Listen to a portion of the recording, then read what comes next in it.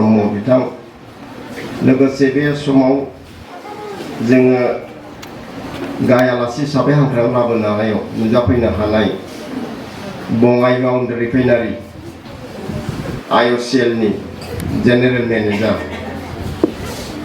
दाखालि जों थांनाय प्रग्रामाव बिथांखौ लाबोनाय समाव बिथाङा डिपुटि जेनेरेल मेनेजारमोन दा बे खैथा मासनि गेजेराव बिथाङा दिनै जेनेरेल मेनेजार जाबाय प्रमोशन जाबाय बिथांनि डिजाइनेशना दा आरो गोजौआव थांबाय दा दिनैनि बे हाबाफारियाव नुजाफैनो हानाय एबा दिनैनि बे हाबाफारिखौ समायना खालामफैनो थाखाय हांख्रायना लाबोजानाय आलासि मुस्रि मुसुखा बर' बे आलासि बिथां लोगोसे बे हाबाफारियाव जों जयैनो नुजानो हानाय निसिमा दख'रा दुलाराय बर' फरायसा आफादनि एसिस्टेन्ट जेनेरेल सेक्रेटारि लेङाइ गाहाय नेहाथारि मुस्रि गेरेमसा बसुमतारी बिथां बे फरायसानि मुङा जाहैबाय सिरिसुला बसुमतारी बे फरायसानि मान बिलाइखौ आङो गिबियाव फरायग्रोनो सिगांबाय गुरुदेव कालीचरण ब्रह्म एकाडेमी आमथेखा गाहाय मावख' गुरुदेव कालीचरण ब्रह्म एकाडेमी लाइजाम सोग्रा आमथेखा लाइजाम सोग्रा अनजिमा 783393 जिल्ला चिरां बिटिआर आसाम गायसननाय 2009 मान बिलाइ सिं मुस्रि सिरिसुला बसुमतारी बिफा सरन बसुमतारी बिमा अनारि बसुमतारी गामि अन्थाइबारि लाइजाम सोग्रा आमथेखा जिल्ला चिरां थावनि गुरुदेव कालीचरण ब्रह्म एकाडेमी कालार 10 मे 2024 अनजालु फरायसा गिबियाव नोंनिसिम गुरुदेव कालीचरण ब्रह्म एकाडेमीनिफ्राय गोग्गाथाव सोलोंथायारि देरहासारनायनि गोथार हामलायथि बावहरग्रोनाय जाबाय। जों मिजिं खालामोदि आनान गसाइ जोंमा इसोरा नोंखौ अराय सम मदद खालामगोन। दिनैनि गियान बिगियान साग्लोबसारनाय आरो बादायलायनाय बे मुगायाव गुन गोनां आरो गोजौ सोलोंथाइया गोगो सुबुं महरै थांनानै थानायाव जोबोद गोनांथारसै। बेबायदि समावनो देग्लाय 2024 मायथाइनि SSLC आनजादाव गुरुदेव कालीचरण ब्रह्म एकाडेमी आमथेखा बर' बिजों फरायसालिनिफ्राय सेथि थाखो गासै 492 नम्बर 82 जौखोन्दो बर' 92 नम्बर मोननो हादों। इंराजियाव 81 जेनेरेल साइन्सआव 81 ससियेल साइन्सआव 90 जिअग्राफियाव 88 गासै मोनबा आयदायाव लेटार मार्क लानानै उथ्रिसारनो हानायाव जोंनि गुरुदेव कालीचरण ब्रह्म एकाडेमी फरायसालियाव जोबोद गोजोननाय लाबोनो हादों। नोंनि बे उथ्रिसारनो हानाया नोंनि न'खर गामि ओनसोलजों लोगोसे दुलाराय बर' हारिनि थाखाय जोबोद देरगाथाव बाख्नायथाव आरो हारि जौगानायनि मोनसे मोजां इसारा जादों।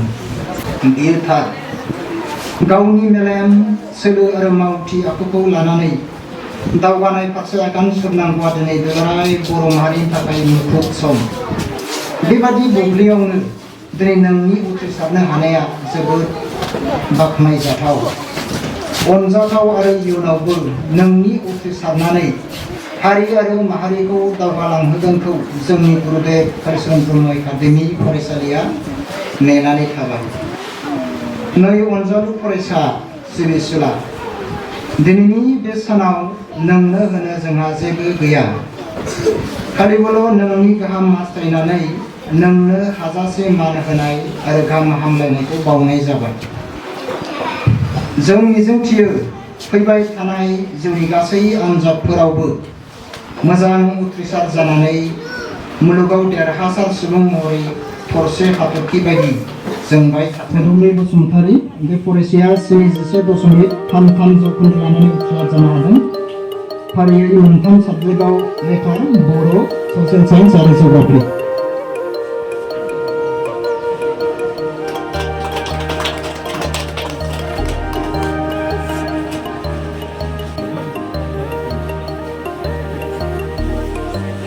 साबायखर थाबाय दानि जों अनसुला ब्रह्म लेटार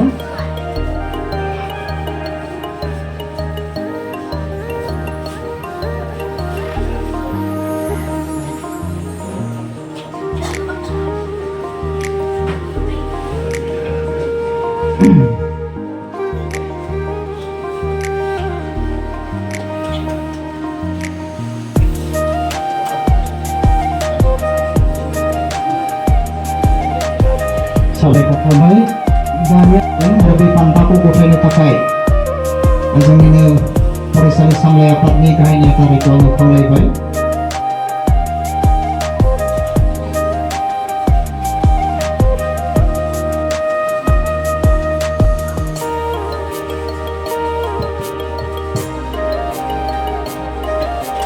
साबायखर थाबाय दानिया दङ अर्जुन नार्जारि अर्जुन नार्जारियाबो आफादगिरि फुकेन महिलारि बाबाखौ खावलायबाय।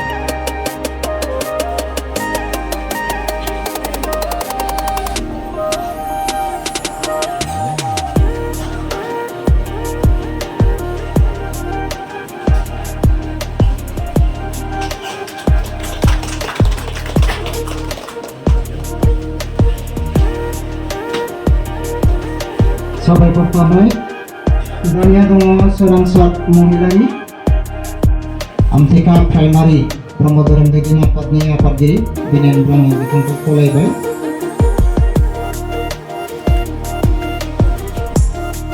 बे फरायसाया 68.10 जौखोन्दो लानानै उथ्रिसार जानो हादों आरो बर' आयदायाव लेटार मोनहोनायनि थाखाय आङो बिनेन ब्रह्म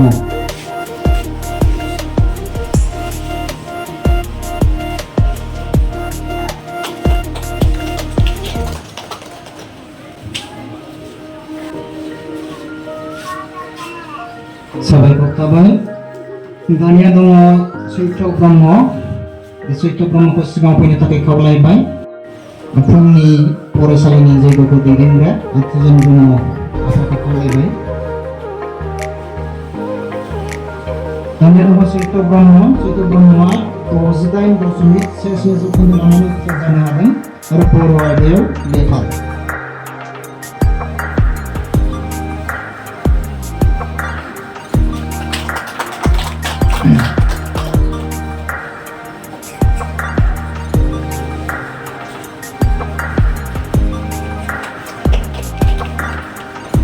दानिया दङ रोमै गयारि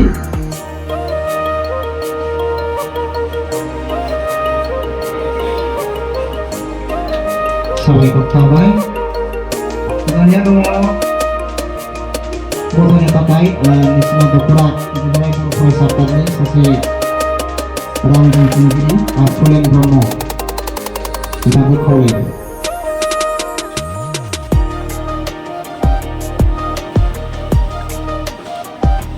दानिया दङ एजिकेल इस्लारिया गासै 64 जौखोन्दो लानानै उथ्रिसार जानो हादों बे फरायसाखौ सिगाङाव फैनो थाखाय खावलायबाय लोगोसे बिथांनि गार्जेनखौबो फैनो थाखाय खावलायदों। 64 जौखोन्दो लानानै उथ्रिसार जानो हादों बे बान्थाखौ गथायनो थाखाय आङो अनिन्द्र ब्रह्म आफाखौ खावलायबाय।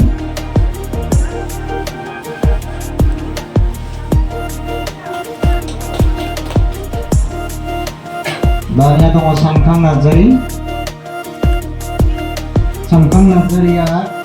गासै 63.67 जौखोन्दो लानानै उथ्रिसार जानो हादों बे फरायसाखौबो सिगाङाव फैनो थाखाय खावलायबाय।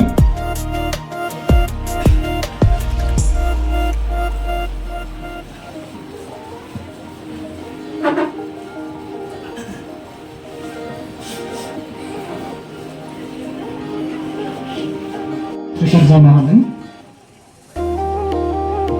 बिथांनि गार्जेनखौबो फैनो थाखाय खावलायबाय आरो बे मान बिलाइखौ गथायनो थाखाय आमथेखा प्राइमारि ब्रह्म धोरोम दैदेन आफादनि गाहाय नेहाथारि गार्जेना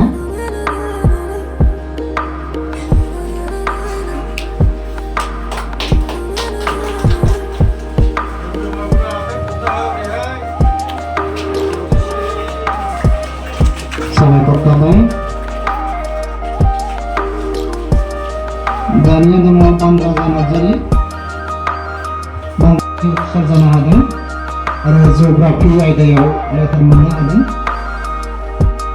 बे बाथ्राखौ गथायनो थाखाय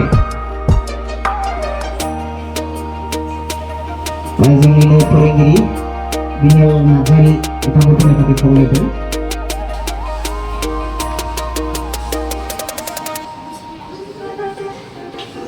बानराजा नार्जारिया गासै 67.33 जौखोन्दो लानानै उथ्रिसार जानो हादों आरो जिअ'ग्राफि आयदायाव लेटार मोननो हादों आरो बान्थाखौ गथायनो थाखाय आङो जोंनिनो फोरोंगिरि आबिनिल नार्जारिखौ खावलायबाय दानिया दङ हिमेदिसा समफ्रामारि समफ्रामारिखौबो सिगाङाव फैनो थाखाय खावलायबाय आरो फरायसाजों लोगोसे गार्जेनखौबो फैनो थाखाय बान्थाखौ गथायनो थाखाय आङो जोंनिनो मेडाम अनजिमा बसुमतारिखौ खावलायबाय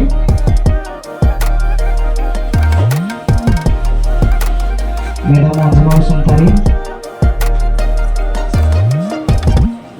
साफ्रोमबो फोरोंगिरिफोरखौ आङो आगोलाव फैनो थाखाय खावलायबाय जोंहा गोबां फरायसाफोर दंबावो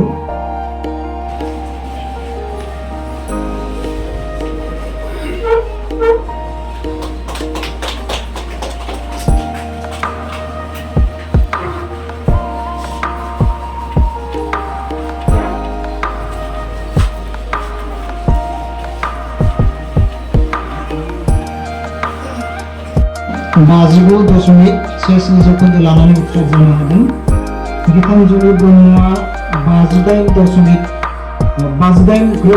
जौखोन्दो लानानै उथ्रिसार जानो हादों साफ्रोमबो फरायसाफोरखौ फैनो थाखाय खावलायबाय फेनस्टार नार्जारि 57.83 जौखोन्दो लानानै उथ्रिसार जानो हादों मानिकश्री नार्जारि 59.67 जौखोन्दो लानानै उथ्रिसार जानो हादों सुदेमसा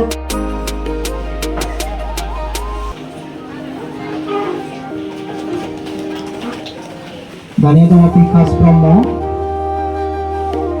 बे फरायसायाबो सौफैयाखै एडमिसन दं होननाय खोनादों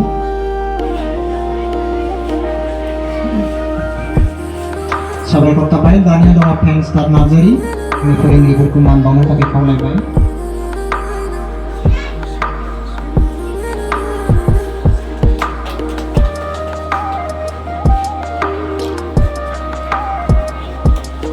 साबायखर थाबाय दानिया दङ जोंनोबो मान बावनो थाखाय खावलायदों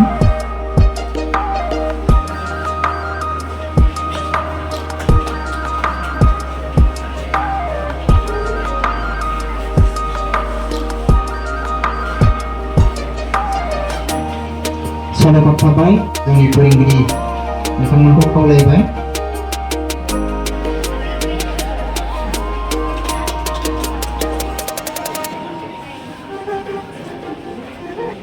दानिया दङ अन्थाव बसुमतारिखौबो आङो सिगाङाव फैनो थाखाय खावलायबाय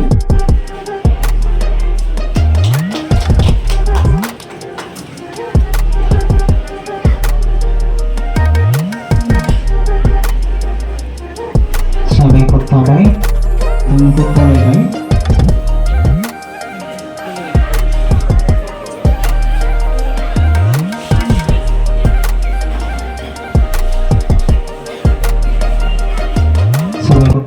आं बहुत गोजोननाय मोनदों आरो आं सोंदों मा थाखोआव उथ्रिनो हाखो बिथाङा बुंदों first division second division third division nil आरो आं साबसिन गोजोननाय मोनबावबाय आरो बिथांखौ आरो सोंबावदों बियो फार्स्ट टाइम ना नङा फार्स्ट टाइम नङा बियो थामथि जाबाय जे गुरुदेव कालीचरण ब्रह्म एकाडेमी दिनै थामथि जाबाय कि 100% पास